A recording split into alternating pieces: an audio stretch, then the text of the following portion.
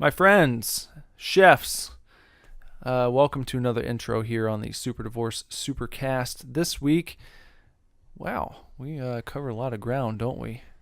A lot of binging and bonging all over the place. All over the place. From anti-vaxxers to Trump to what the fuck what the fuck Ruin Johnson did with Luke Skywalker. to Jar Jar Binks. To Jar Jar Binks, to Henry Cavill as Superman, to Zack Snyder. All over the place. We're everywhere. Yeah. He's a writer. I was like, who the fuck is Scott Snyder? Yeah, Scott Snyder. That's a writer. Snot Snyder. Snot Snyder, you're a writer. He's good, though. Scott's good. Scott Snyder's good. What has Scott Snyder written? He did the whole New 52 Batman run. Oh, did he? Yeah, that was and Greg Capullo did all the art. That was really fucking good. All right. I didn't read much of the New 52. Well, Snyder... I was too butthurt. Snyder didn't write... He wrote Metal, didn't he? Or did he not? I've got it right here. Who is this? It looks like it was Snyder. Yeah, and He Capullo. wrote Metal. Yeah. I've not made it to actual Metal. I'm reading the Road to Metal, right, which was like a collection of various books that lead up to it. But no, Snyder's dope, dude. All right. Yeah. Okay. So Scott Snyder and Zack Snyder, but we talk about Zack Snyder, not Scott Snyder. We talked about a lot of stuff. Yeah. So prepare for a bit of a jaunt through various universes and concepts on this week's episode of the Super Divorce Supercast. Hey man, welcome to the Super Divorce Supercast. My friends, this is Nicholas Villars, one half of the synth pop duo known as Super Divorce. I'm the other half, Bender. What's up? Nothing. We're gonna drink beer is what we're gonna do first. We like to start the show with a little segment called Beer Me. I'm gonna beer you right now. He's gonna beer me right now. October Fuel, October Fire. Give me beer that I desire. There you go. There you go. We just got back from a Maristop. We did. Talked to good brother Alec, and he had a few new beers in this week, but we went with the Braxton Brewing Company's October Fuel, hence the Metallica. Yeah. I listened to Metallica the other day on Spotify. I was just like, you know what? It's a good day. And I just put on the Black Album and just let it play. Is that your favorite Metallica album? Probably, only because that's what I was introduced to. You know, that's what I started listening to. It's probably the only Metallica album I've ever heard front to back. Really? I think so. Wow, you need to go through You need to go through like a Metallica phase where that's all you listen to for like 6 months. Yeah. I listened to Master of Puppets a lot too, but Black Album was like... Have you ever delved into like Ride the Lightning or And Justice for All? I had And Justice for All. The Metallica albums that I owned myself were Black, Master of Puppets, Justice for All, and S&M. I think over the years, Ride the Lightning has become my favorite. Really? Mm-hmm. Yeah. What's the big song off Ride the Lightning? Because I probably know the song, maybe. You probably know For Whom the Bell Tolls. Yeah. I know that song. Is there an instrumental on Ride the Lightning? Yeah, I think so. Is it Call of Cthulhu, or don't they have another instrumental called Orion or something? Yeah, I'm bad with song titles. Hold on one second. Let me just reach back here into my collection.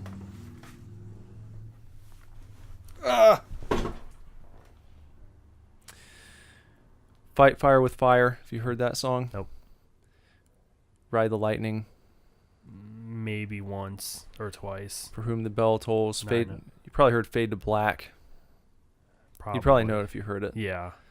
Trapped Under Ice. Oh, that's from... I thought that was from... I thought Trapped Under Ice was from Death Magnetic. Mm-mm. Because Trapped Under Ice was on a music game, like a late music game. it was like Guitar Hero 4, maybe even Guitar Hero 5. Trapped Under Ice was like a bonus track, and it was right around the time Death Magnetic was out, so I thought that it was from Death Magnetic. Really? But I know Trapped Under Ice. Well, so you know at least one. Yeah. And then there's Escape. Nope. Creeping Death. Maybe. Call of Cthulhu. Call of Cthulhu is the good one. That's the Instrumental. Mm-hmm. I love that song. Do you like the S&M album? I do. I love it. I do. There's a song on there, No Leaf Clover. Mm-hmm. You know that song? I know. S&M is another one that I'll put on and listen to all the way through. There's a song on there called No Leaf Clover that never went on an actual studio album. That they only played like at that performance. I mean, they've played it since, but it was never done in a studio version. And part of me thinks that's cool, but then you also wonder what it would sound like recorded in a studio. Right. But that's a really good track. I like Hero of the Day on S&M. I mean, I know that's another, that's a song of theirs, but I like the orchestral backing. Hero of the Day, I believe, is on Load or Reload. Yeah. Can't remember off the top of my head, but those were basically all recorded in the same session, and then they just split it up into 2 albums. Yeah. So, which, if you're going to record like a shitload of stuff, is what you should do. Yeah, it always boggles my mind when you hear like they recorded 25 songs and here are 10 of them. And then you're like, what the hell do the rest of them sound like? Yeah. You know? But like, don't give me a 30-song album. Or don't release an album and then at the exact same time release a special edition album that has like 30 tracks on it. It's like, I mean, I would prefer like split it up. Give me a 12-song album. Let me listen to it for a year or whatever, 2 years maybe, and then drop the second half of the same session. They did that with California from Blink. Right.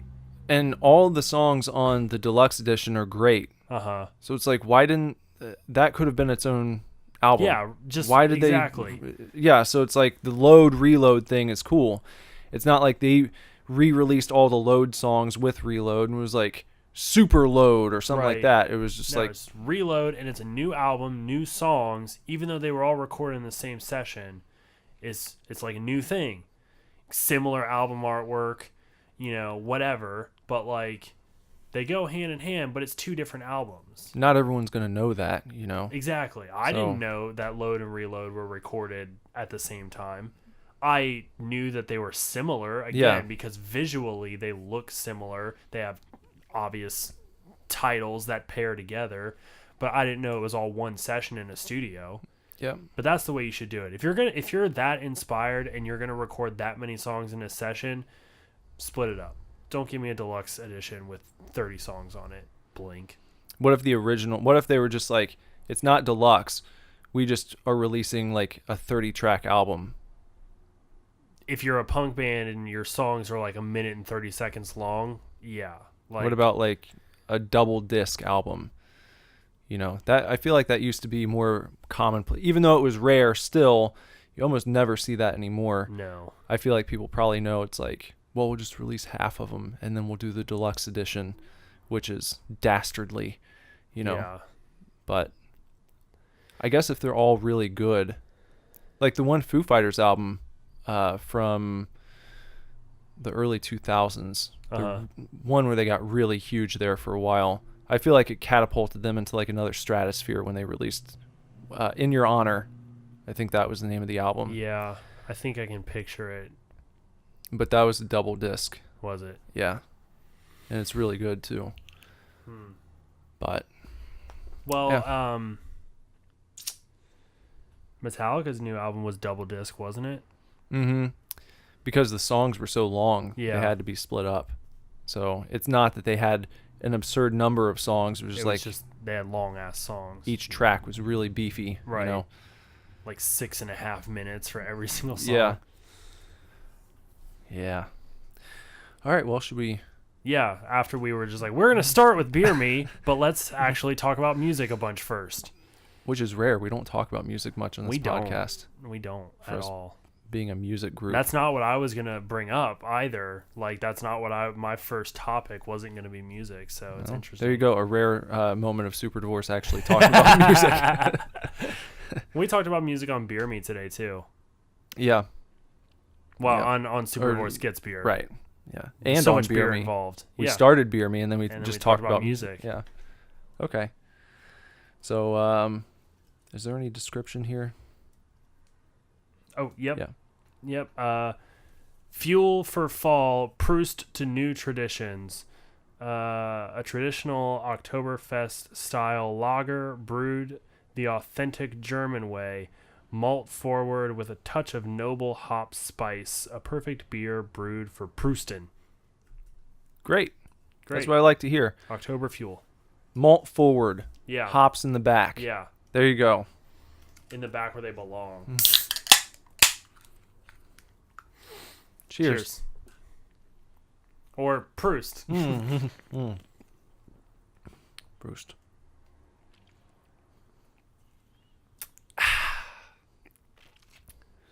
It's good. It's a very easy drinking Oktoberfest.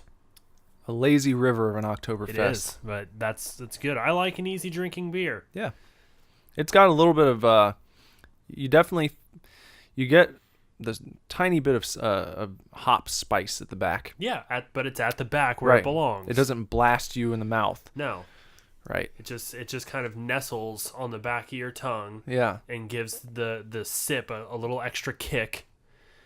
And but for the most part, it's very smooth going down. Now, a strange thing about this beer is the labeling they decided to go with here. This definitely, if you were just to see it from across the room, you would think this is a winter beer. You would. So it's got it's got sort of a white ring around the top, and what is this? It's is that baby blue? I suppose you could say baby blue. It's not quite robin's egg blue. No, it's not. It's not like your shirt. No. It is darker than robin's egg blue, but it's still very it's a joyful blue. It is joyful blue. Yeah. A little bit of a paradox because people often describe being down as being blue. Right. So a joyful blue, it's though. a joyful blue. And then you've got what, you could mistake for snowflakes falling around the can itself. Really could. Yeah. Just But a white flecks. Yeah. Wouldn't it be strange if you found out that they kind of mixed up when they sent this to the printing press, when they having the cans made? Yeah. It was like, oh, shit, that was supposed to be the design for the winter. And then their Christmas cranberry lager is all orange and white. Yeah. With leaves falling. Yeah. Yeah, we'll stay tuned and see if that happens. Pretty good, though. It is good. Speaking of wintry things, I don't know if you saw this. I'm going to do a video about this later when we get closer to the holidays. I did clock that when I walked in the room. Yeah, I saw that at Walmart. It is a Lego Star Wars Advent calendar, which seemed like a very peculiar piece of merchandise. Yeah. Especially these days, because I feel like everybody needs to be so, careful about what side they're on. Yeah.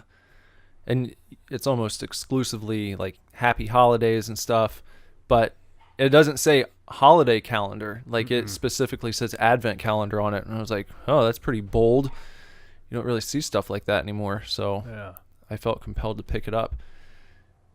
I never have used an Advent calendar before, but I thought it was neat. Each day that you open the little door, there's a new Lego prize inside. Yeah. And it looks like you even get a Rose Tico in there somewhere. Yep. She's probably your Christmas gift. Oh, let's yeah. be honest. She's on there twice too. Yeah. Look at that. Save She's the on best for front last, and right? back. Yeah, Rose Tico. She's definitely probably she's the big prize. I saw you pick that up. I found myself a Rose Tico the other day, finally. Well, it's not that I've never seen Rose Tico in the wild, but I've been out several times where, Jess is with me and she's like, "You gonna get Rose?" And I'll look at the price and it's like still $7.99. I was like, no. I was like, I've seen people posting Rose Ticos on Twitter for like 99 cents at some place, just like racks full of Rose Right. Tico at like Walmart. But I found one at Kroger for, what was it? $2.29.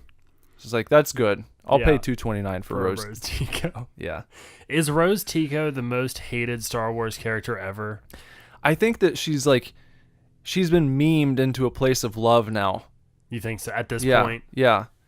Like, I feel like because of, she was so hated at the beginning that it like just, it flipped at a certain point, and now she's become like welcomed into the Star Wars Thank fandom God, because like, I mean, not that her character It's is ironic. good. Yeah.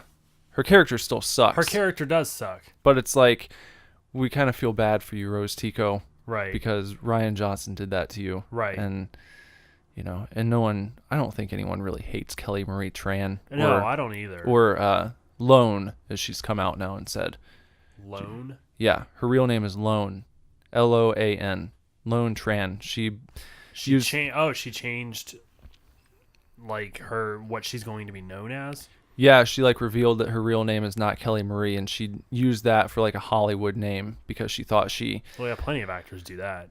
she didn't think she'd be able to like break through with her traditional, family name. Lone Tran. Yeah. That's cool. And then I had an idea where all of her fans can call themselves the Loan Sharks. So we're sticking up for Rose Tico. Yeah, us we're Loan the Lone Sharks. Sharks. Hashtag Lone Sharks. Or if you prefer, the transsexuals.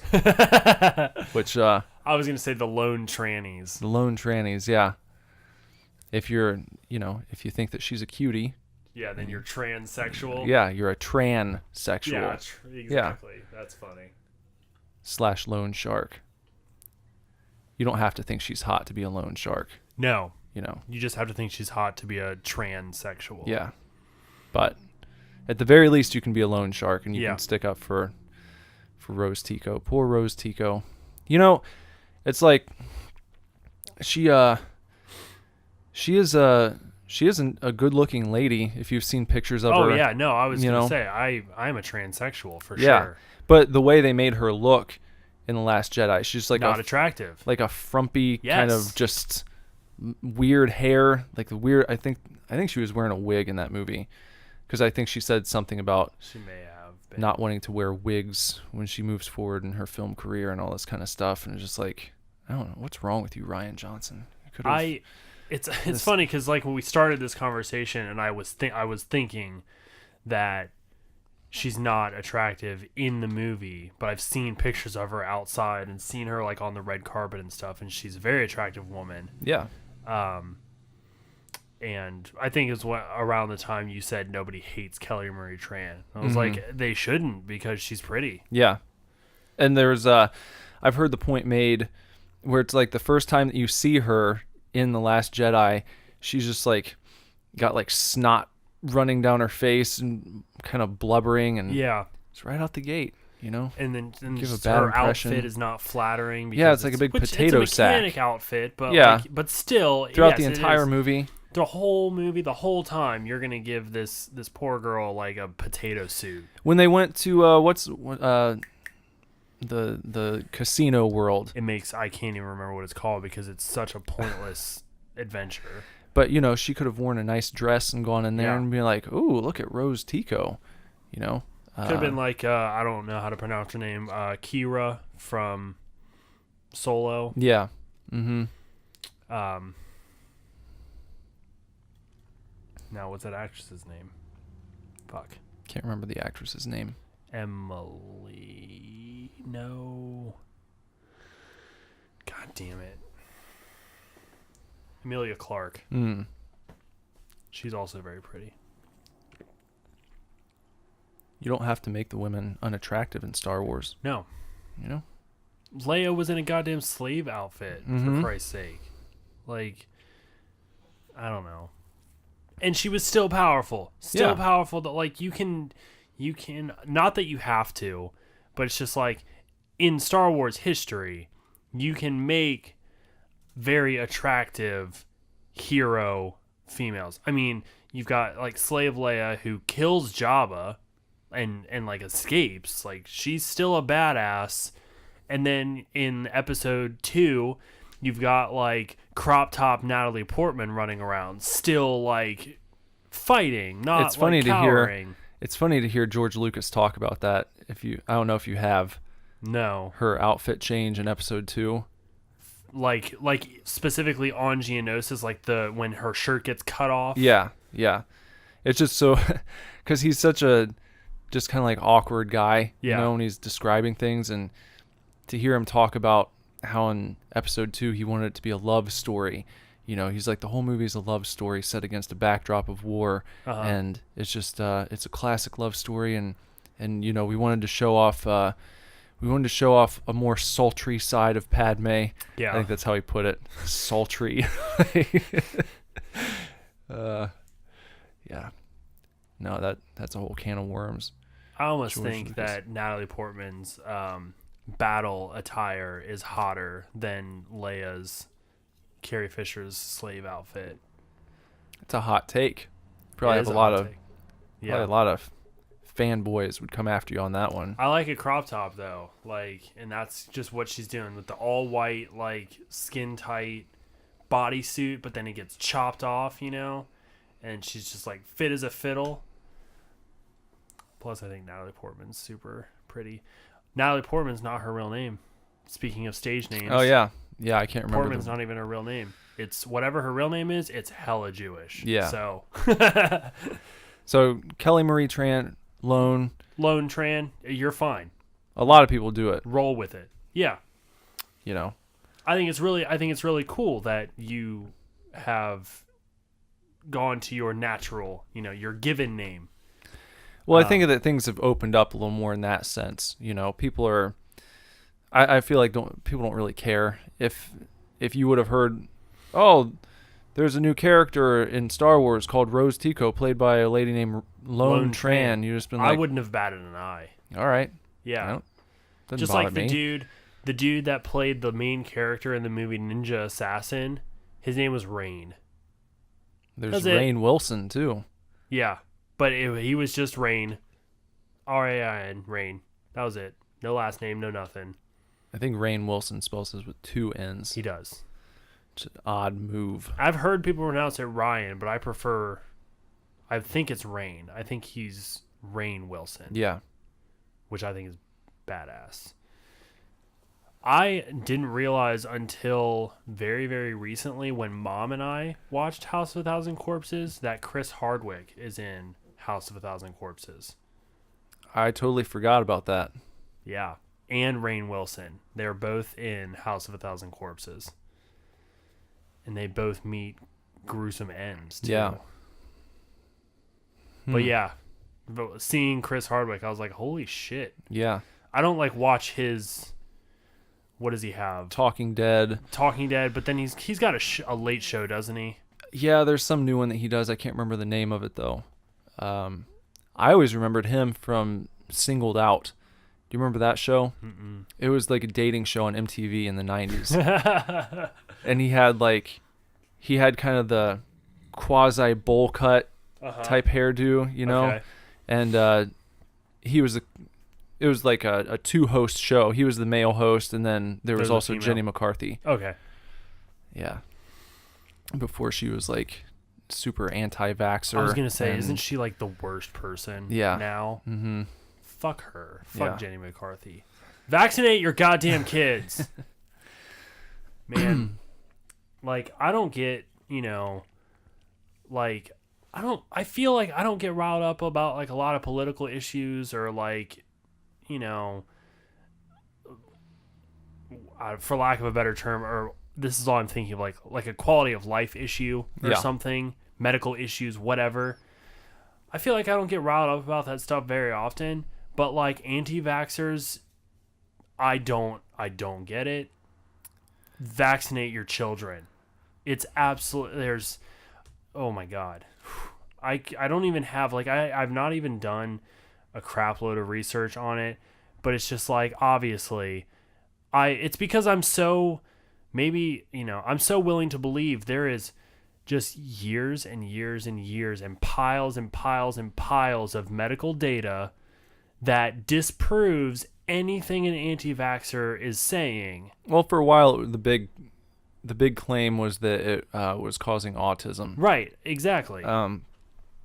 But the research that was based on, I remember reading a big article about that at one point, and it detailed the researcher's journey and showed that he was thoroughly debunked along the way, like multiple times. Right. Where journals wouldn't publish his work because there were data was tampered with, and he was forcing some of his lab technicians to ignore certain results along the way, and then he went ahead and moved forward with publishing the results that I think he was trying to get, and people just took him at face value, and I believe he was actually barred from practicing medicine wherever he's from. I'm pretty sure the guy's from Europe somewhere, if I recall correctly.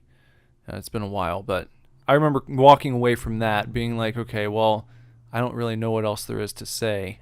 Exactly. And that's the thing that pisses me off, is that you can tell an anti-vaxxer that the person who came up with this entire concept has been debunked and barred from practicing medicine, and they're just like, yeah, but it causes autism though. And it's like,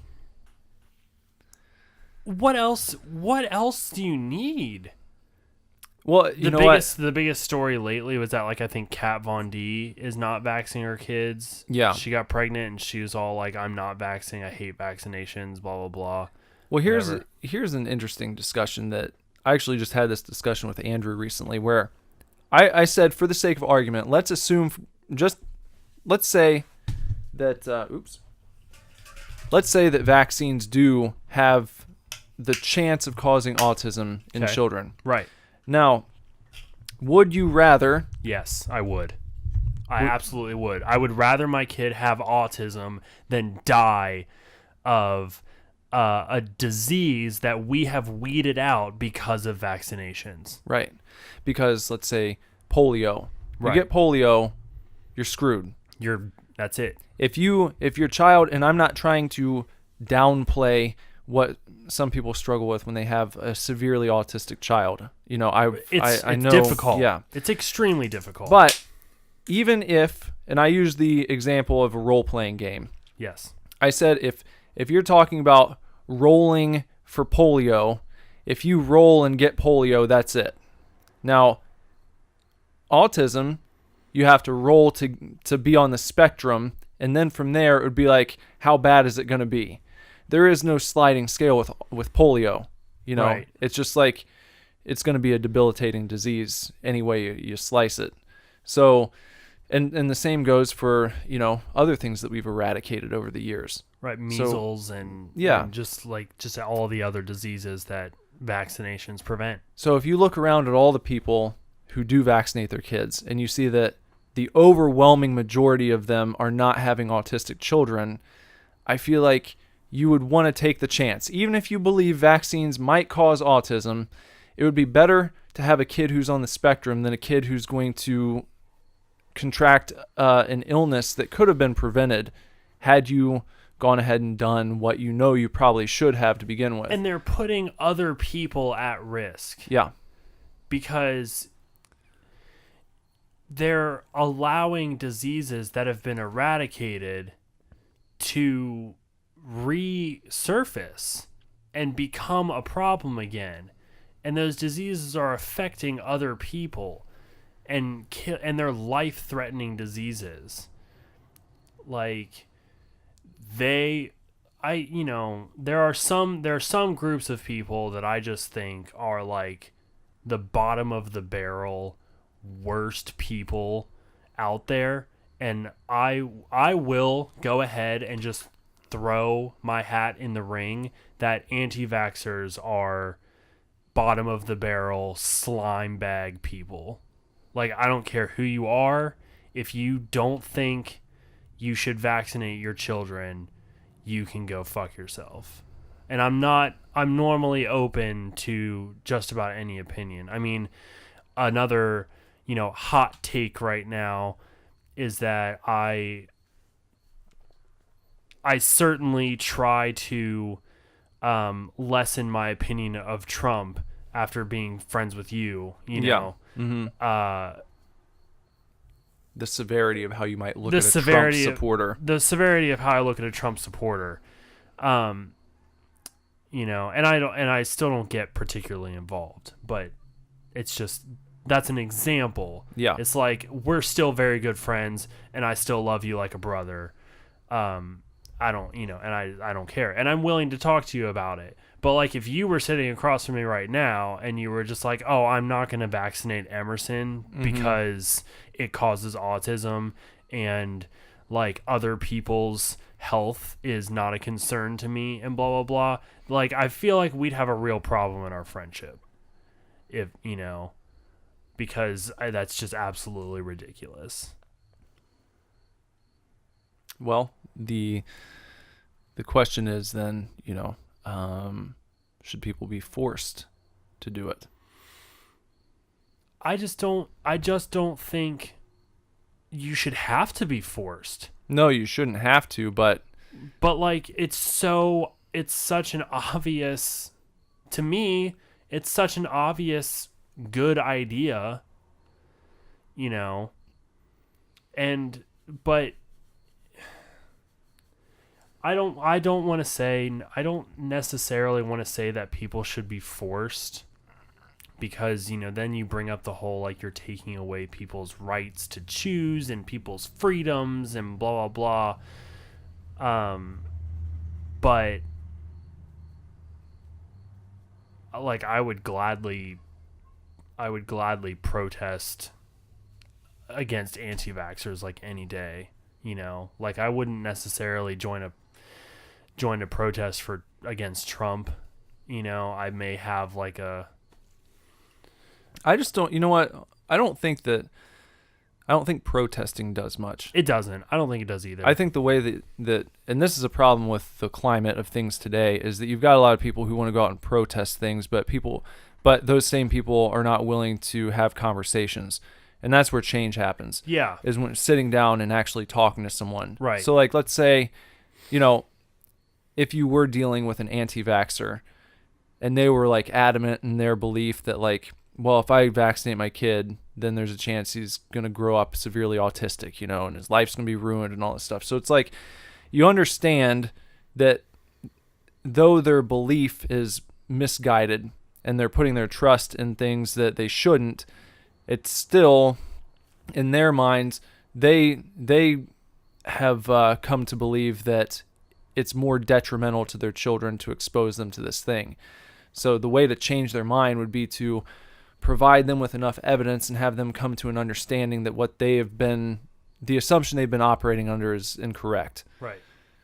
But and that they're putting other people at risk. Other people as well. Yeah. But I think more importantly, people are usually more receptive if you can show them that the people immediately around them are going to be worse off, because if you try and make that point where it's like, oh, well, everyone else is going to be at risk too, they'll be like, well, I don't care about screw them. else. Yeah, I care about my family and that kind of shit. So if you can show them that it's going to affect their family, and then the other people doing the same thing could affect their family down the line, then I don't know. I just wish people were, in general, more willing to talk about things they disagreed on, because that's where you get a little movement And it's not always that at the end of a conversation you're going to see the other person's point of view or that you're going to change your mind, but at least you might understand why they feel the way they feel. Right. So, and then you can move on from it. Yeah. And either continue to be their friend or not, continue to associate with them or not. Yeah. And like in the case of politics, where it's like, okay, well, you believe what you believe, and I see why that is. I still disagree with it, but I at least understand the logic behind what you are saying.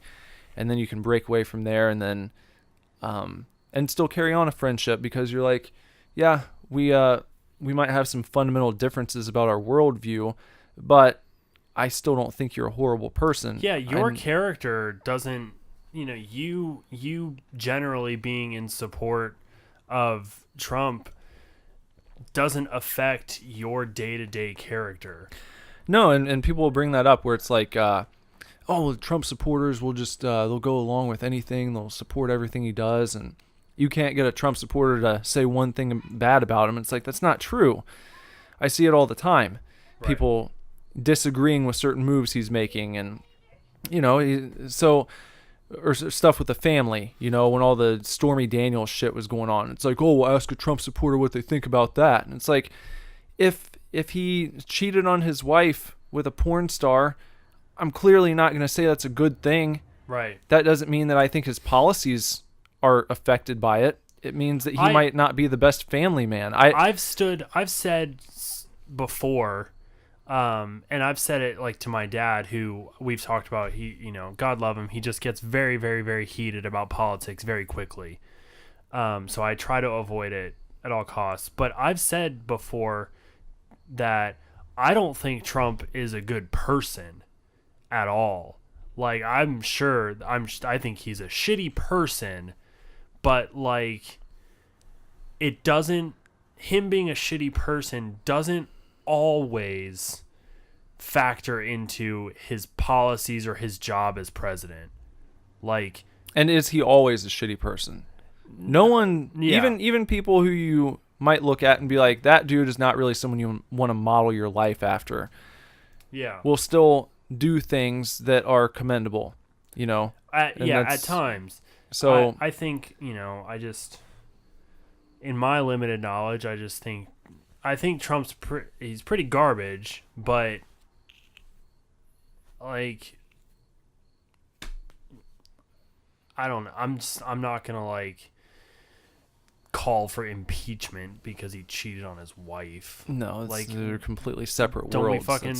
Don't we talk about, haven't we all pretty much accepted and joke about that JFK slept with like Marilyn Monroe a bunch? And the whole Bill Clinton deal. Clinton thing, and now Bill Clinton's been memed into love pretty much.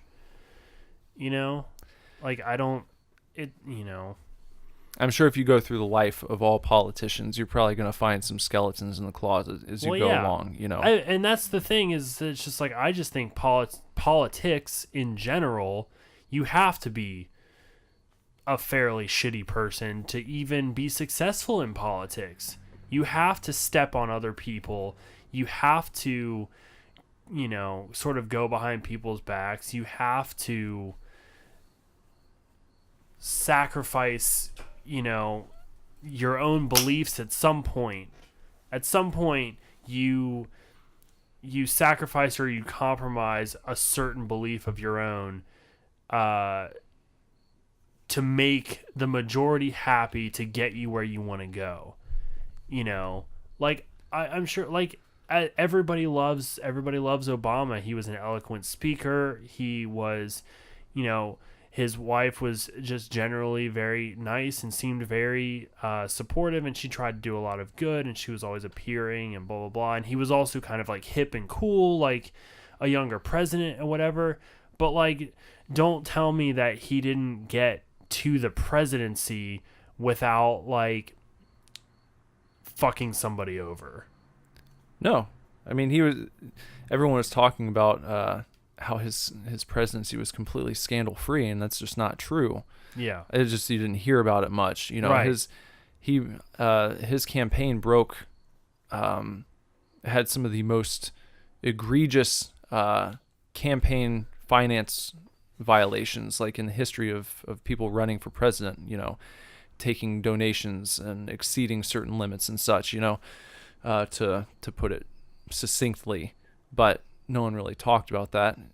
Everybody loved him so much. Yeah. But then everybody hates Trump, so all you ever hear about is how he exceeded donation limits and he rigged voting and he blah blah blah and this and that and whatever it is, every tiny little thing you can possibly hate about the man.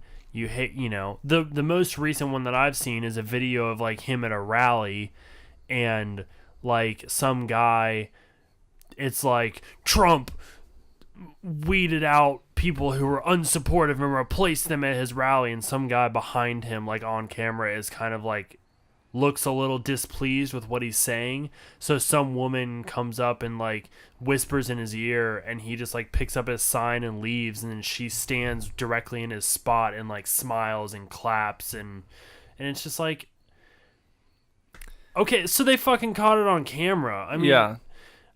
Like, he was probably trying to... It's like any president probably would have done that. Anybody that's standing behind you at your rally, where you're trying to appear as positive as possible, and they're, like, making weird faces and, like, looking very disapproving, you're gonna get replaced. Yeah, that's not surprising. I mean, that shit is... It's not just like they're out there doing that for fun. They're trying to show people their support and get other people to buy into it, And it's like, I don't know if you've ever seen this picture, but it was like it was from one of Hillary's rallies during the 2016 campaigns, and the camera is on her and she's standing at a podium and you see all these people behind her. And it would give you the impression that she's in like a big, like there are just people packed into this place.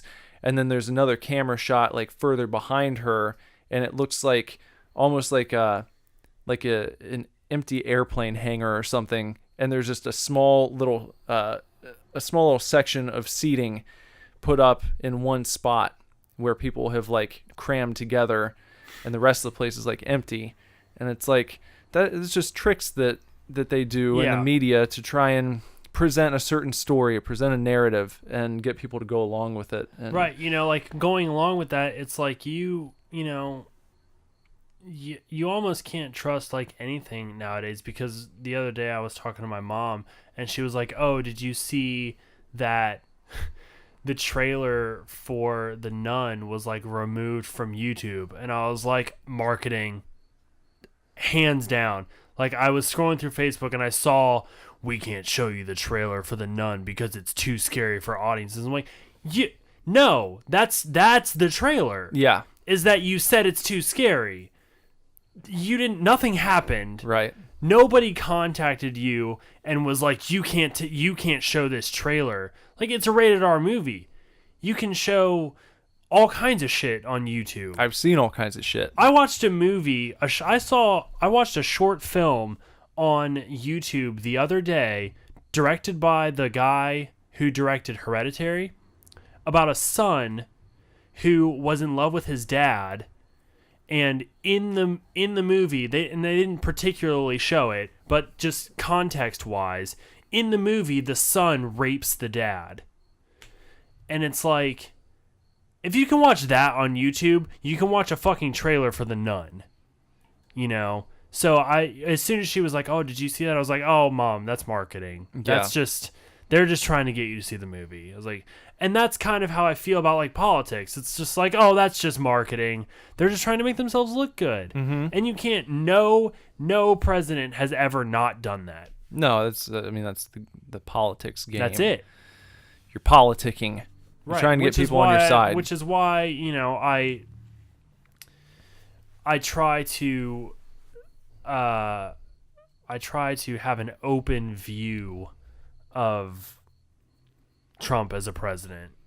I don't think that he's a very good human, but I don't necessarily think that like everything he does as president is worthy of impeachment. No. It's not like he's never whatever. My thing is like, you can look back. He has done good things for people, just seemingly out of the goodness of his heart. You know, I think in the late 70s or early 80s, there was a famous skating rink in Central Park in New York, and they had been trying to get this thing redone, renovated for I think like 8 years, and they like started the project. Tore the rink up basically because some things needed fixed, and it was like stop start for like 8 years, and it might have been longer than that. And he like apparently walked by this every day when he was going to work. And so one day he was like, I got sick of this thing not being done. And he's like, I just went to the city and I was like, give me however long. It was like 6 months or something like that. He's like, give me 6 months and I will use my money and I will get this finished ahead of schedule and under budget. And he like had to haggle with them for a while, but finally convinced them to allow him to just take this project on. And it was done like 3 or 4 months later, like completely finished. Just did it for no other reason. And just, it was like torn up for so long. But like somebody, the problem is that somebody is going to be like, oh, Trump got sick of seeing this broken down, America's broken down, and he should be paying attention to that. It's like, yeah. He did a nice thing. Yeah. Why don't you just say he did a nice thing for somebody? Yeah. For like the good of the park. Mm-hmm. Like, sure, maybe a factor of it was that he was tired of seeing construction every day, but like if I had $48 bajillion, I would fix I-75 in a heartbeat because I'm fucking sick of sitting in construction traffic and hitting potholes. And how many other people, wealthy people, lived in New York at the same time that never stepped up and did that? Yeah, no one did it, but like, Trump did. Like, and again, like, and I don't want to like I don't think that necessarily redeems him as a person, but that doesn't condemn him as the president. Like, you have to look at every aspect of a person. You can't solely focus on someone's negative and make that the only thing about their character. My problem is like with people who you cannot like him. Fine. I can understand why people might not like him. Yeah. He's got an abrasive personality. If you're not on his side, I can admit like the things that I laugh about would probably piss other people off because I can see him getting under people's skin. It's like if you're pulling for the guy, you think it's funny. If you hate him, it's pissing you off. Like, I understand that. But what gets me is when people would look at a situation like what I just described and they wouldn't even give him credit for that. Where it's like you won't even examine individual events through an objective lens. And you can't say, well, I may hate him, but at least that was good for the people of New York and all the people who got to go and enjoy that skating rink afterwards. At least that was something good, So I wish people weren't so just stuck in their ways and unwilling to budge even a little bit to where they could at least allow themselves to be honest. Because everyone knows that's a good thing. You have to just be playing a game and being stubborn to try and twist it and find a way to make it into something bad. It's unfortunate. Yeah. It's unfortunate. And it's not unique to politics, though. Happens all over the place. Happens with music. Yeah, people are the worst. Me and my roommate were talking about it the other day. I was like, fucking people suck for the most part. But you're not all bad. Not all of you, but it's just like a lot of people. Everyone just needs to relax. Just chill the fuck out. Like, take a chill pill, cool your jets. Did you see that, Joe Quesada from Marvel? I'm sure, I know for sure I've seen his name. I can't think of like what he's written. He's now their chief creative officer. Okay.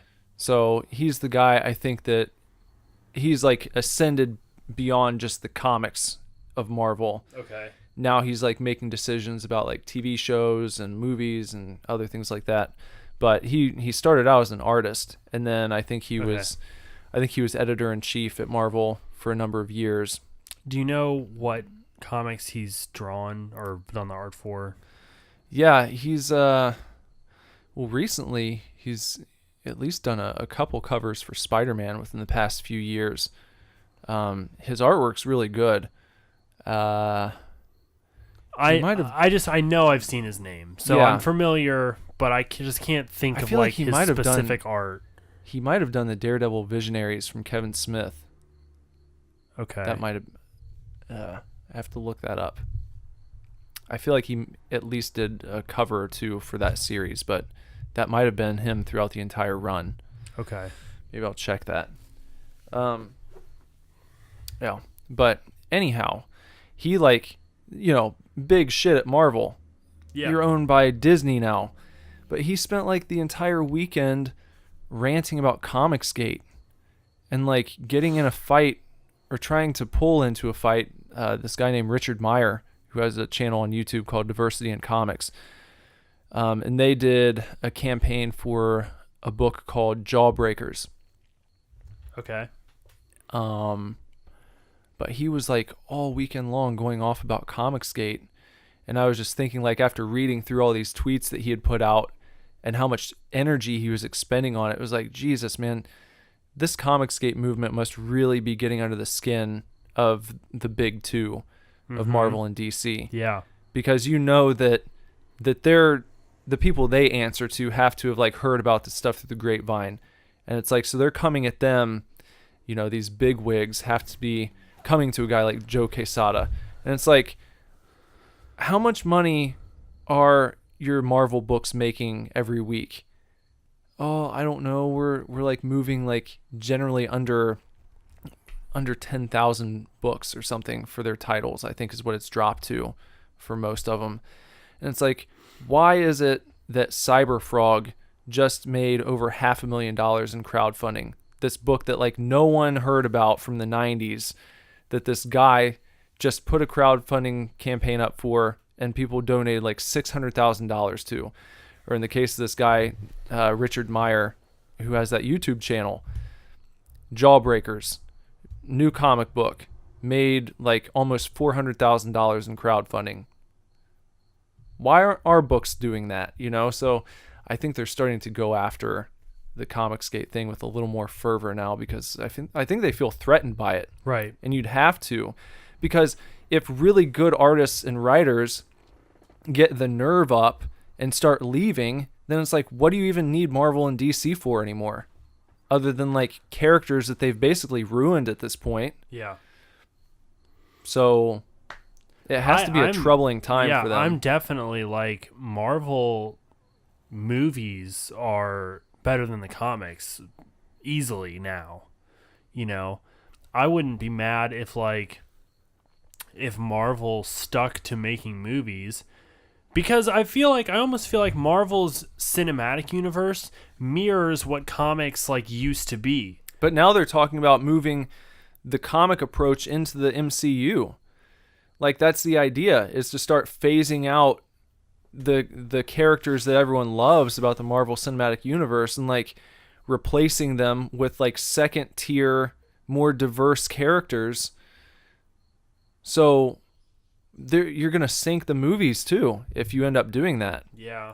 Not saying that you couldn't build up new characters over time, but if that's your main goal, is not just to build up good characters, but to phase out all of like your traditional white male characters and replace them with more diverse characters.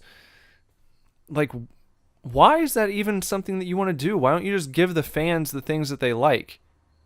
It's crazy to me. I mean,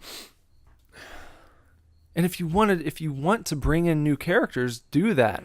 Like, now that they have the rights to the X-Men, then bring the X-Men in.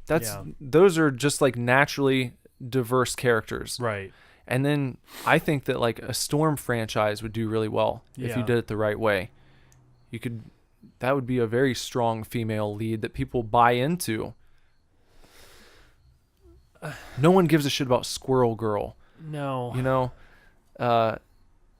ultimately, people don't really care about the Wasp. It's like, Right. it's not horrible, but it's not going to like lead the future of your company. You know, there was some people were saying that like at the end of Avengers Age of Ultron, like Captain America sort of walks into a room, and it's a room with like Scarlet Witch, Falcon, War Machine, Vision, Captain America. I think maybe those characters, and people were like, "Oh, those are the next Avengers." All of those people's contracts like continue on after all the original characters' contracts have ended. So like these are going to be your new Avengers. And at the time I was like, "Cool. Sure. You know, that sounds fine." And I'm kind of still like that. It's like if Marvel wants to sort of swap out what they're doing in the future, like I think if they just convince all of the core actors to do it the right way, give me a Secret Wars, or maybe give me like a Dark Reign type of scenario, or something, you know, something where there's a comics event where they pass the torch in the comics, but like at the same time, you know, they haven't spent enough time with some of these other characters to be able to give them their own movies, or to be able to build them into the characters that Iron Man and Captain America and have become. Like, I don't know. It's just a weird slippery slope. Like, At least they're not as they're not in the shape that DC is in right now, oh my god. where it's like, okay, so you've lost your Batman, now you've lost your Affleck's Superman. not playing Batman anymore. Or he's done as well. Good, because I mean, well, I didn't like Affleck as Batman, but I thought he was all right. he was I didn't all hate him. right. He, I think something for me with Affleck's Batman, like it made sense that he was trying to be it made sense that like in the context of the story, he was an older Batman. I think Affleck played a pretty decent older Batman. But Here's something that I think would be it's awesome. very forgettable for me.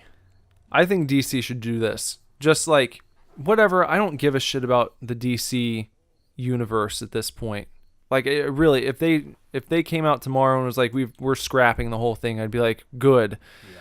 Probably for the best. Maybe try again later. But you're giving Joaquin Phoenix his own Joker movie next year that doesn't connect to their extended universe whatsoever, has nothing to do with anything. Okay, so you're willing to make standalone movies for these characters.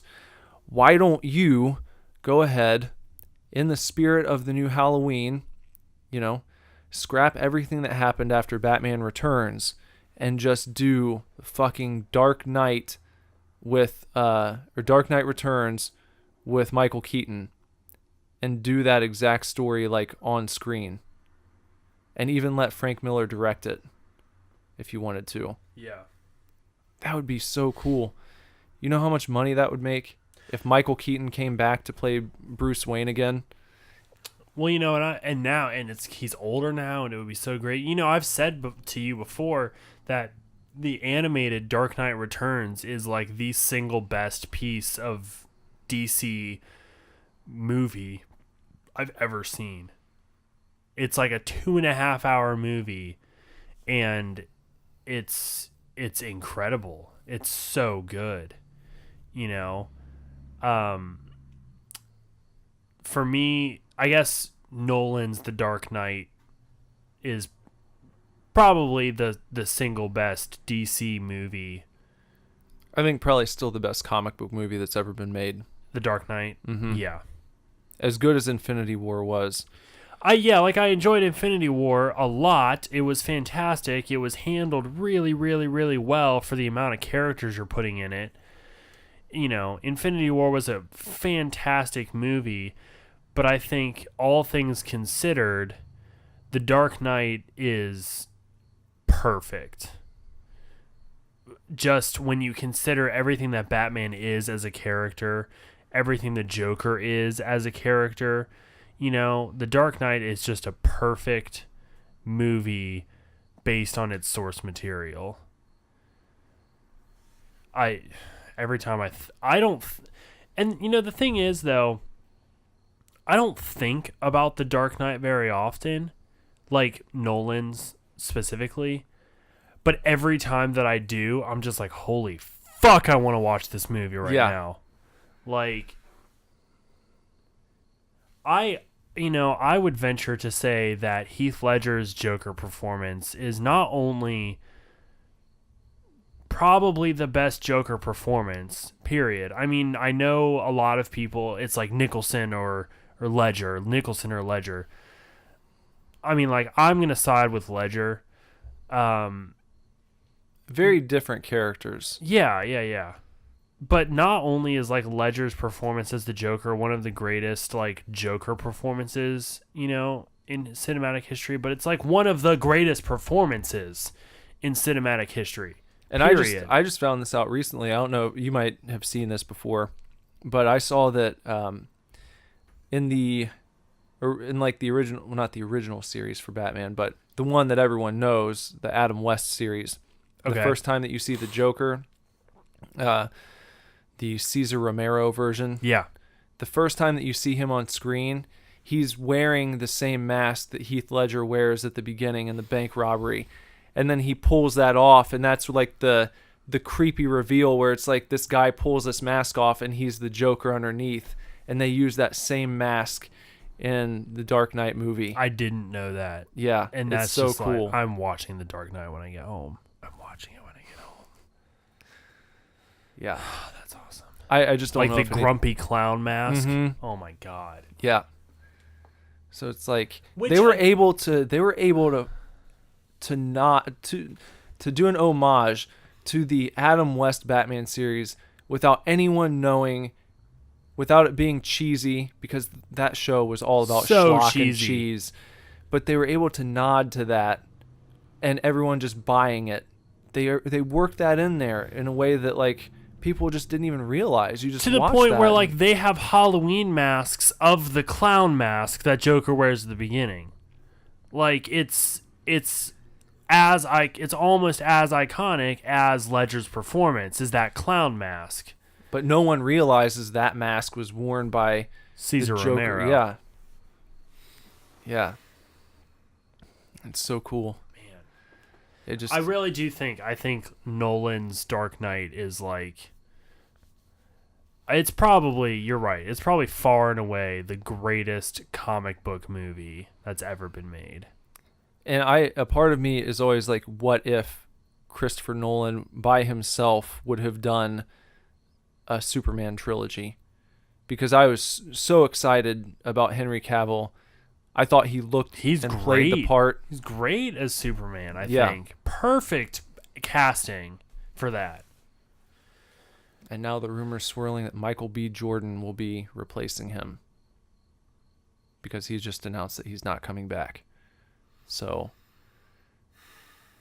it's like, I think the only way they can save themselves is to announce that they're scrapping everything.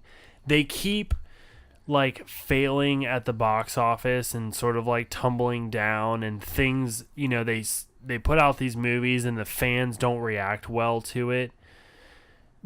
At this point, the only way they can save their cinematic universe is to be like, okay, we're starting over. It's like, cool. Yeah. Do that. I think that what's holding them back, though, is maybe the success that Wonder Woman had. Right. That's because the then thing. It was like, then it's like your spark of hope. But if you want to keep Gal Gadot or whatever in that spot, then just, like, welcome her back into your new universe, because I thought she did a great job. She was fantastic. Yeah. Gal Gadot is like the perfect Wonder Woman casting. Loved it. The movie is great. Although, even still, I will say, like, what the fuck was up with, like, the CGI Ares at the end? Why could you see his face under the mask? Why did he still have a mustache?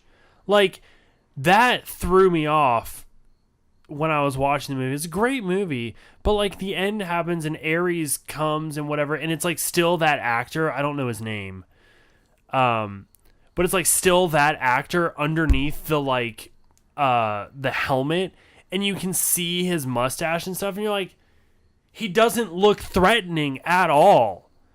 Make him look godlike, demonic. Don't give him a face. Just give him the helmet of the suit of armor or something. Like, because it just looks corny to have a mustache wielding face underneath that like badass armor. Like, the movie was incredible, like, up until then. I was like, that looks dumb. Yeah. Bad decision right there. But, that still means Gal Gadot, still perfect casting. And I think Henry Cavill as well. Perfect casting for Superman. Just bad movies. Bad presentation. I don't know whose fault it is exactly. I've heard that, the crazy thing is, I know Zack Snyder has a lot of haters. I am not a Zack Snyder hater. I feel like there has to have been something behind the scenes going on where I've heard that he's never been able to completely realize his vision. Now, maybe that's him or apologists for him coming out and trying to rescue him from criticism. But it's like I've seen him do decent work before. I liked his Dawn of the Dead.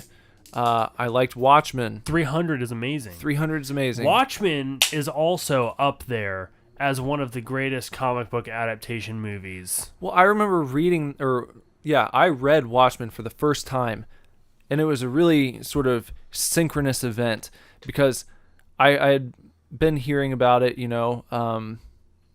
from a few friends, and I was like, yeah, I'll go and check that out. And I read it. And right after I got finished reading it, I was like, oh my God, it would be so cool if they made a movie of this sometime. And I remember getting on IMDb or just searching like Watchmen movie, and I saw the page come up for it. And it was like, they are doing a Watchmen movie. Holy shit. Like, I didn't even didn't realize. Hello. Yeah. But it lined up like right with me finishing the graphic novel. I found out that they were making a movie, and I followed the production. I went and saw it when it came out, and I remember just being blown away. I was like, that was, except for the ending, right? That was like my gripe with it. Other than that, casting, the look and feel of it, I thought they nailed it.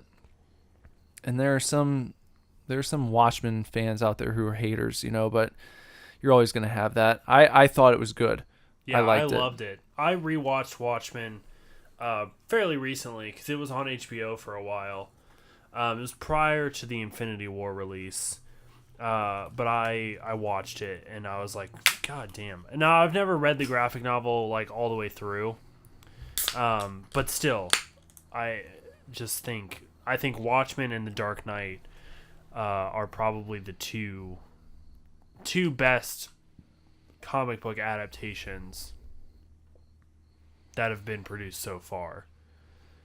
That's why Zack Snyder's work on the DC universe has been like a head scratcher to me. Because I'm like, what happened? Yeah, why did this suck so bad? He did Man of Steel, right? Yeah. Yeah. Which I hated. Yeah. I was so disappointed when that came out. And the only saving grace was the fact that it came out on the same night as the original Last of Us. Last of Us came out on the same night as Man of Steel. And I went and I had picked up Last of Us right before we went to the showing of Man of Steel. And and then I watched it and it was like, oh my God, like just 15 minutes in, it was just, I didn't know what the hell was going on.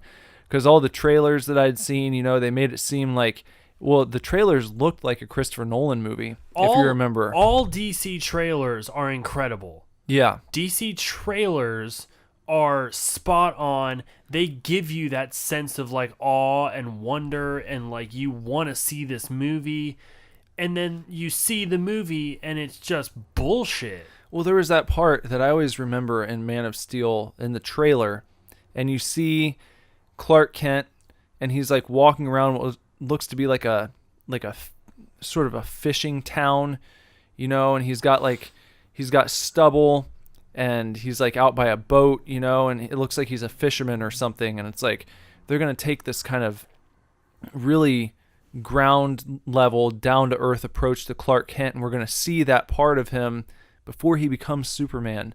And I thought it would really focus on that, I thought it would really build his character up first. And they just didn't do that. It was like you start off on Krypton and they've got these dragons, these like dragon creatures, and Russell Crowe flying around on dragons. And immediately I was like, what the hell is happening here? And then the movie, the way it was edited, jumping from scene to scene, it didn't make any sense. The transitions were like non-existent. It was just like you're in one location and then there's like a time jump, and they don't give you any indication there's been a time jump, but you just have to figure it out for yourself. And it's just like everything is so jerky all the way through it. It was like edited by a 5-year-old. Such a letdown. The one scene where he's learning to fly is good. Worth it. Yeah, that's like the only worthwhile scene in the whole movie. Because that scene gives you the feeling of awe and the inspirational feeling that you like get from the trailer. But then the only time that feeling is relived in the movie is when he's trying to fly. Yeah. Which you need that, like it or not, that is Superman. Superman is always going to be the character who is about hope, who's like incorruptible, truly. Not in the way that Bruce Wayne is. I mean, in a way where it's like he's like white bread almost to a fault. He's boring in that sense, but that's the character that he needs to be. There aren't many of those characters left in the world in general. So it's like, I think it's good, even if you don't like Superman, I think it's good to still have at least one character who represents that, who represents what Luke Skywalker used to represent, where it's like that kind of eternally optimistic mindset where it doesn't matter how bad things get. He's going to show you that you should never sacrifice your morals and your ethic and what's right in order to win. He's always going to be true to himself, which is what he thinks is most important, so he can show an example of what other people should aspire to. I think he understands that and shoulders it, which in that sense, it's a little more complicated than just like, oh, he always does the right thing. It's like, maybe he doesn't always want to do the right thing, but he understands what's at stake. No one else is doing this. All the other characters operate in shades of gray. Superman is the one guy who's like always doing things by the book, kind of, And that has to be his character. Yeah. That's who he has to be, because that's who he's always been. Like, we talk a lot about like people messing with established characters, and it's just you can't do it at some point. At a certain point, you can't fucking mess with established characters. Look at what Rian Johnson did to Luke Skywalker. Luke Skywalker was such an established character, and then Rian Johnson was just like, oh, well, let's make him this old crone who like considers killing his own Padawan because he's like really strong on the Force and shit. Like, no! Luke Skywalker wouldn't do that. That's not the character that we've established over the last 30 years. So, I mean, you have to... Fan service is leaving the integrity of characters intact. It's not just fan service though. It's about writing the characters properly. Right, for who they are, for who they were created to be. You get into a little bit of a metaphysical discussion when you talk about this stuff, because like, well, Luke Skywalker's not real. That's just a character that someone made up one time. And it's like, well, is that 100% correct? You know, over the course of time, people start to understand who a character is, even if they're not here in the real world. It's like when Luke Skywalker went to kill Ben Solo in his sleep, it's like people all across the world had this like reaction to recoil at that scene, where it was just like something felt wrong about it, where it's like, no, I know this character.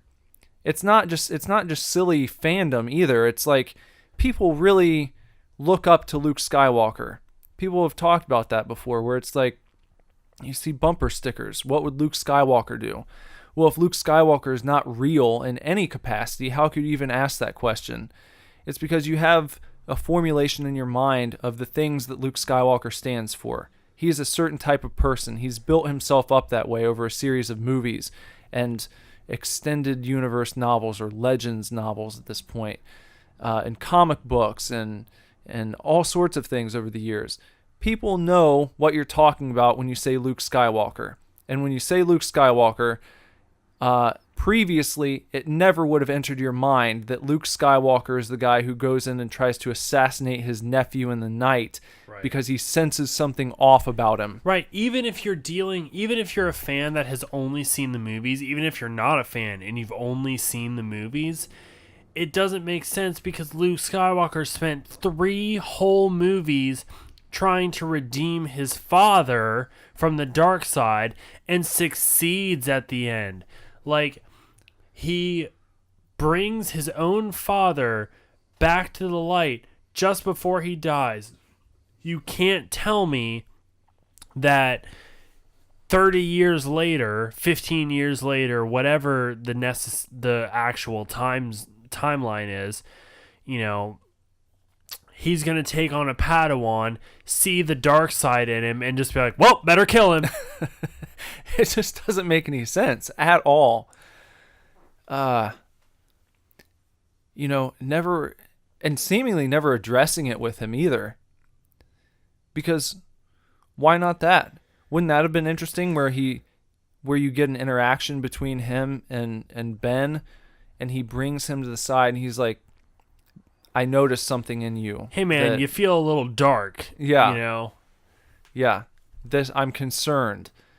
I just want to bring this to your attention. These are feelings that you need to understand, and you need to avoid these. Do what you have to do to keep these feelings in check, so to speak.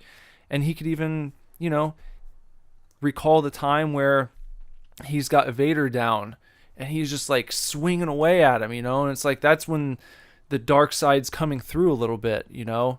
And cuts he's like, his hand off. Yeah. He's like, I know what it feels like. I know what it feels like to feel what you're feeling. He'd be able to empathize with him. It's not like Luke's never had the urge to go to that place. That's multiple times in the movies, not the expanded universe, not the novels. In the movies, he flirts with the dark side in the cave on Dagobah. Yeah. And then he flirts with the dark side when he's fighting Vader and the Emperor on the Death Star. Like, these things come through. He's susceptible, but he overcomes. And that's what makes him the character that he is. Because, like, he understands what it's like to feel anger and to feel rage and to feel like you're so right in your thinking. But then he always is able to work through that and find his compassion and like find his forgiveness. And you know, you see that in 2 movies, like, and then that's all it is for all of the books. You know, I mean, I haven't read every expanded universe novel, old expanded universe novel. Legends. I refuse to call it Legends. It's the old expanded universe.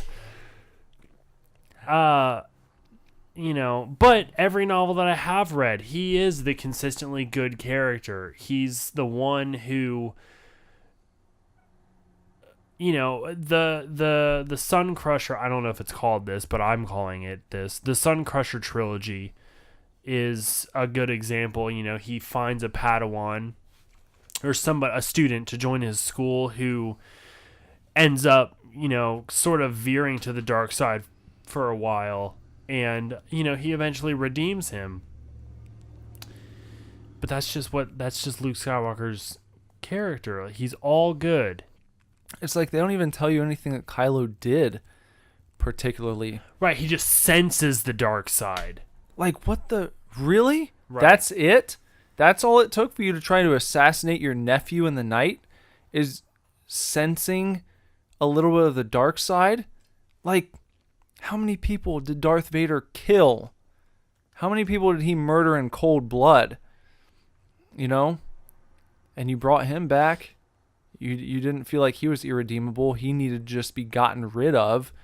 That was after he did things like building 2 Death Stars. He was still worthy of redeeming at that point. Your nephew is here under your care, and you just happen to sense a little something off about him. You don't talk to him about it, but you're just going to try and kill him in the night. And it doesn't help. Like, you can't, like, Ruin Johnson can't explain it away by being like, oh, well, he thought about it, and then there was a second of hesitation where he decided not to, and that's when Ben wakes up. And it's like, no, Luke just never would have considered it in the first place. It shouldn't be, oh, well, he hesitated. He's still Luke Skywalker. It's like, no, he never would have done that. He never would have even thought, oh, shit, well, I need to kill him. It's so stupid. It's like it's bad fanfic. It is bad fanfic.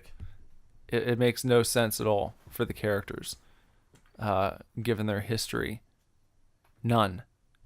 Unless this whole time Luke was just Luke was actually a psychopath and just hit it really well. Saved it all up for this one moment when he was finally going to get to murder his nephew in the night. We all know that's not true. So that means Rian Johnson's just a very bad writer. And he had ulterior motives to subvert the expectations of the fans, because that's what you want to do. That's the most important thing. I'm all for surprise endings. That's fine. I like being surprised, but we want surprises that make sense. So, I don't know. Save us, JJ. That's all we got. I really think that he will, though. I think it's going to be okay. Like, do you think there's going to be time travel? I haven't watched Rebels. I only know that time travel is canon in the universe because you've told me that it happens in Rebels. I hope that there's a way for them to rectify things without using the time travel wormhole. But I'm not gonna be mad if they do it.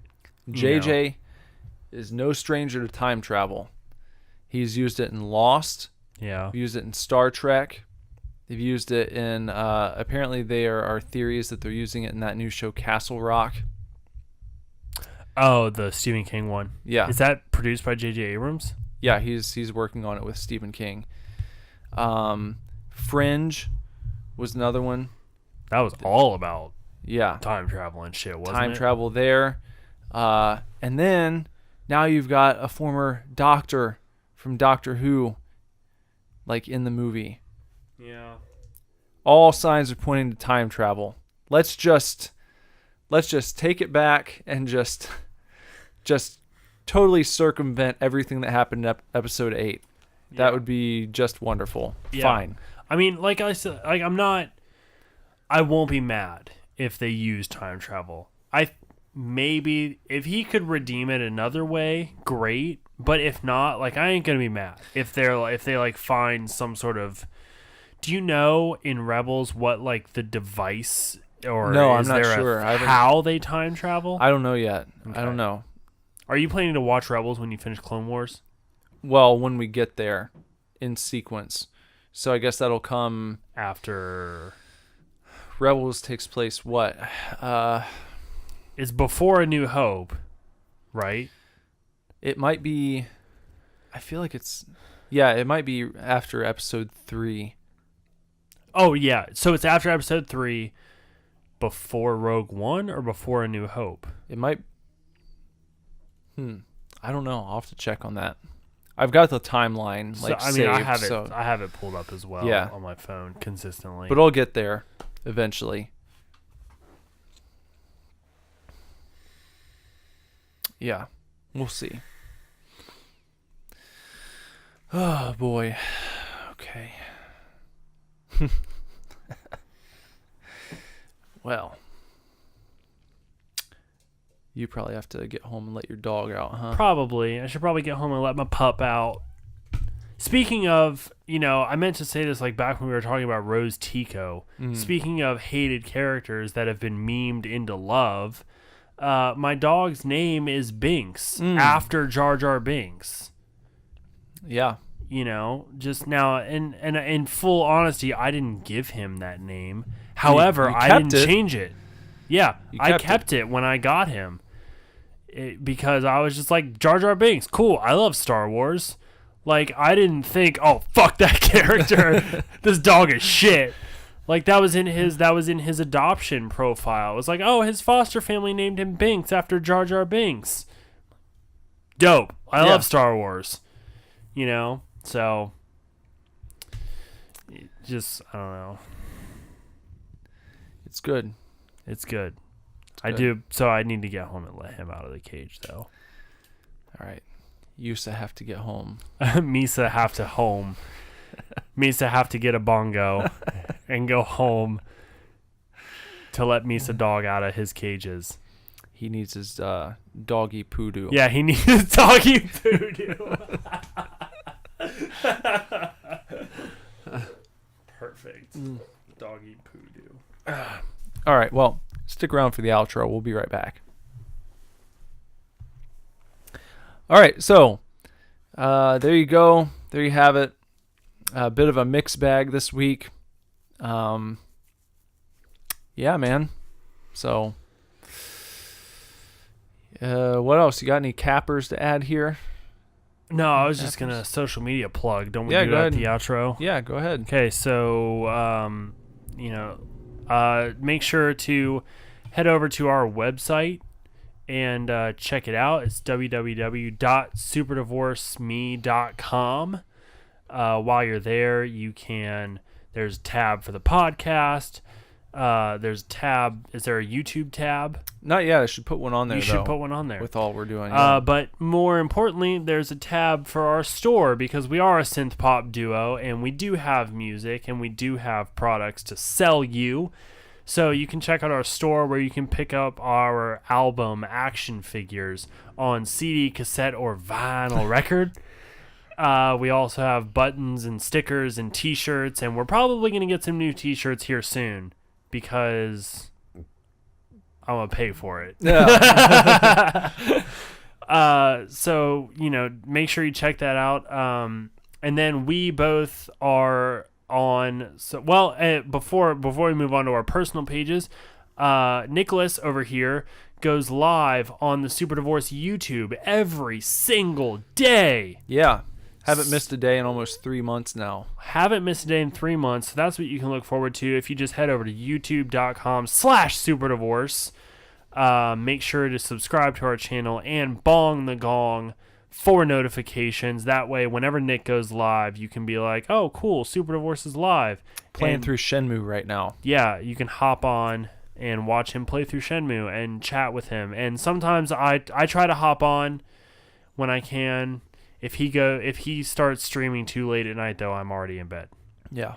So. But I try to hop on. So speaking of which, personal pages, if you want to follow Nick anywhere, just look up at Nicholas Villars because he uses the same username for like everything. I make my ass very, very available. Yeah, Very, and he's mostly on Twitter though, right? Mostly on Twitter, and actually on Twitter, I've just been using our Twitter page. Super Divorce's page. Yeah, just So at Super Nick Divorce. is like radio silent on social media, but you know, have at it anyways. And then if you want to follow me, I'm most prevalent probably on Instagram, so follow me at BenderButt. And then certainly make sure to check out the Momster Movies Facebook and Instagram. That's MOMSTER. Momster Movies. It's a weekly show that I do with my mom where I make her watch a horror movie and then we talk about it. This week we watched Cannibal Holocaust. She hated it. So I would imagine. But I did too, so it's fine. Yeah, it's not very good. It's a terrible movie. Yeah. So check that out. We do have a YouTube channel, but I'm not going to plug it quite yet because I want to get it more set up. But we are on YouTube as well if you want to check out Momster Movies on YouTube. It's going to be funny 5 years from now, someone going back and listening to this and be like, Momster Movies just starting out. They don't even want to plug it yet. And it's huge, man. Yeah, I hope. Yeah. My mom deserves to be famous. So yeah. All right. Well, everyone, thanks for tuning in this week. And, oh, boy, until next time. Bye? I don't know. Please look forward to the next Super Divorce Supercast.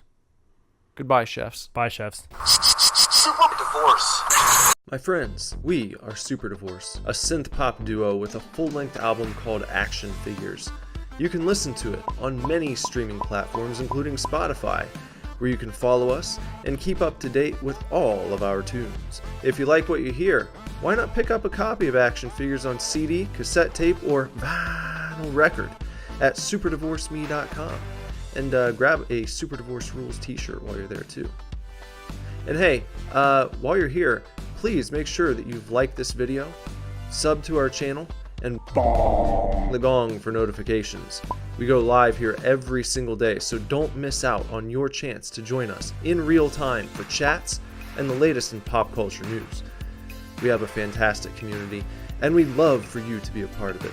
On top of daily vids and some rad tunes, we also produce a weekly podcast called the Super Divorce Supercast, with new episodes every Friday, as well as a comic book review show called Super Fanatics, a horror movie review show called Super Scary, some video game streaming, and a Star Wars review called Sequential Star Wars, in which I, Nicholas, and my good brother Andrew review the Star Wars films and TV shows in sequential chronological order.